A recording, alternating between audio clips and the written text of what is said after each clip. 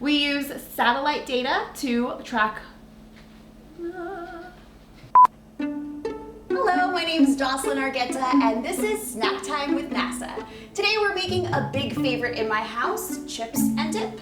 We are NASA though, so this isn't going to be your run-of-the-mill dip. This will be a 7-layer cropland dip. Stick with me here. Did you know that NASA plays a big part in the food you eat? We use data from space to monitor agriculture and track food security. So coincidentally, we have some of the crops that we keep an eye on. Get it now? 7-layer cropland dip.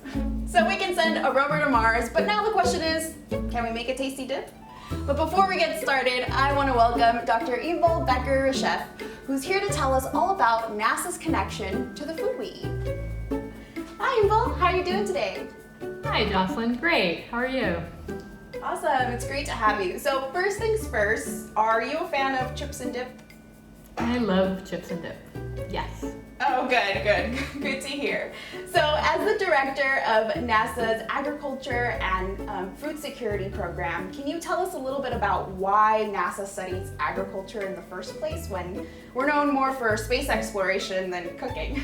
As we all know, our planet Earth is also a planet, and so NASA has satellites that are pointing out into space, but it also has a lot of Earth observing satellites pointing here down at Earth. And of course that's really critical because we live here, and that's important for us to track and understand how we're changing our planet, how our planet is responding, and in particular tracking agriculture, which is what we're concerned with here.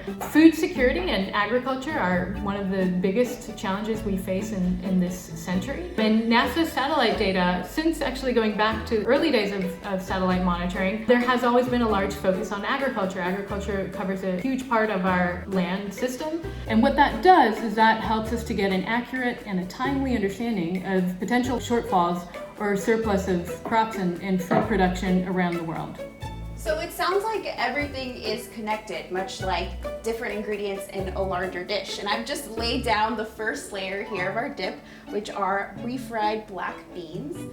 And sounds like Earth observations work in a similar way where things connect together. So how do these observations help us better understand food security and food production, especially in the face of climate change? As we said, food security is one of the most important and critical challenges that we face. And so therefore having information about where food is being grown, how much of it is being grown, how it's changing over time, how it responds to different climatic factors, to extreme weather events, which of course, as you've said, under climate change and a warming climate, we're seeing more and more erratic weather impacting our food production. And so we have various satellites going up above and turning around us all the time that are helping to monitor different aspects of the agriculture, of our agricultural system. And whether it is for helping us to distinguish where, for example, corn is being grown around the world, how it's developing, how it compares this year versus last year, for example, in the Corn Belt in the United States. And so being able to provide us that information in a timely manner and on a global scale is really critical for understanding and making decisions relevant both for food security and for sustainability. And we do have corn here as one of our layers. We also have rice, we have avocado in the guacamole. Can we see any of these staple foods being grown in the US? Absolutely, and that's a large focus both of USDA, for example, and that NASA has partnered with very closely for many years now. And what they're focused on is utilizing satellite data for being able to monitor the extent of crops of where corn is being grown versus soybeans versus wheat. And as we know, if a farmer plants corn this year, he might plant soybeans the next year. So it's very important in the US, and USDA has a large focus on that. But also, given that our food system is so interconnected, being able to monitor both inside the US and globally, and satellites enable us to do that.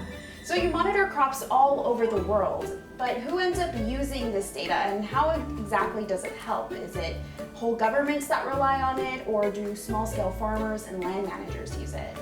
That's a great question, and in fact it's everybody. It's ministries of agriculture, it's statistical departments who are trying to estimate how much production they're going to have of different crops.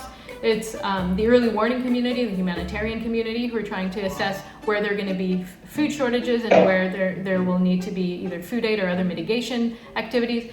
And it's of course also farmers. And one example is the Crop Monitor program under GEOGLAM. This provides information at the global scale on a monthly basis operationally, really targeted more at policy makers who need to have a very quick way of understanding what are global crop conditions. And so we've been working with that policy community for a long time to develop products that provide us a good global picture of crop conditions and food supplies across the world. So our dip's moving along here. We have corn next. And it sounds like a lot of the information you've talked about could help forecast events like food shortages. Is that right? Yeah, that's absolutely right. And so what we try to do is use the satellite data to give us an early warning as soon as possible, and really we start to monitor crops as soon as they're in the ground and growing, and try to put an alert as early as possible if we start to see, for example, the impacts of a drought developing, and track that through the season. And this information, as early as possible, is really critical for policymakers, for governments, to be able to take mitigation actions to prevent food shortages or to prevent the biggest impacts of food shortages and implement mitigation strategies well ahead of time.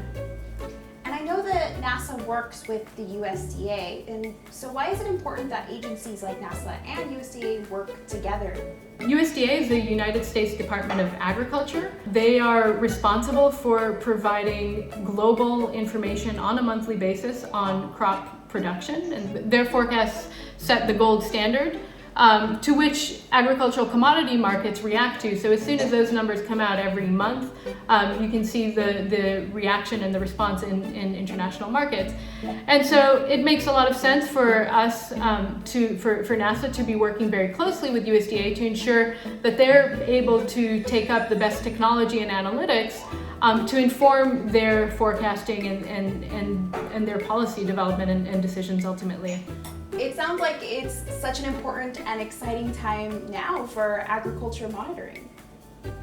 Yeah, it really is an exciting time for agricultural monitoring and for its potential to help inform both our food security and sustainability decisions, and to help get us towards the SDG goal of zero hunger, increasing food supplies, and at the same time doing that in a sustainable manner. Yeah, absolutely. That's amazing. And what's also amazing is our dip here, which is almost complete, but I think we can all agree that what would make it perfect is a healthy layer of cheese. Delicious. There we go. Thanks so much for joining us today, Inbal, and for sharing all of this really great information. And thanks everyone for watching. Happy snacking!